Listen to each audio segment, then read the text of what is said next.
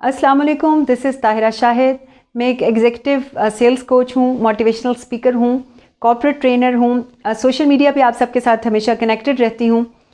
पिछले दिनों शोएब अख्तर के साथ पीटीवी पे जो हुआ, उन एंकर ने जिस तरह से शोएब अख्तर की इंसल्ट करने की कोशिश की, जो उनके साथ रवैया अपनाया, और शोएब अख्तर का उसके जवाब में जिस मतानत के साथ, जिस सब्र व तहम्मुल के साथ उस सिचुएशन को डील करने का तरीक़ाकार था, रिज़ल्ट क्या निकला?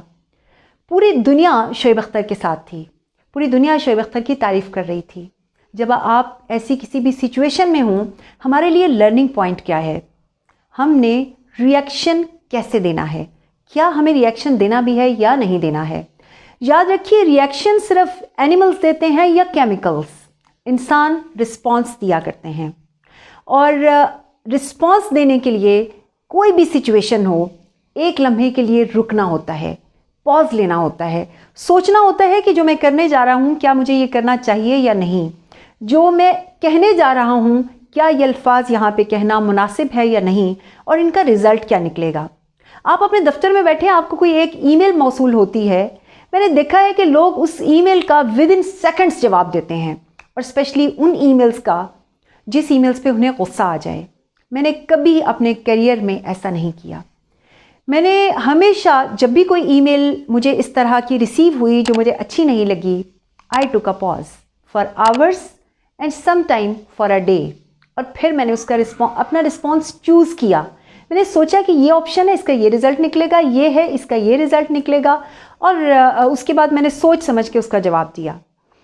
जब हमने किसी को नॉर्मल ज़िंदगी में भी जवाब देना होता है, रुक जाएं, एक लम्हे के लिए सोचें, जो आप कहने या करने जा रहे हैं, क्या ये अप्रोप्रिएट है? इसका रिज़ल्ट क्या निकलेगा? समटाइम हमें बाद में अफसोस हो रहा होता है कि हमने जो कहा या जो हमने किया, क्या हमें ये करना चाहिए था या नहीं करना चाहिए था।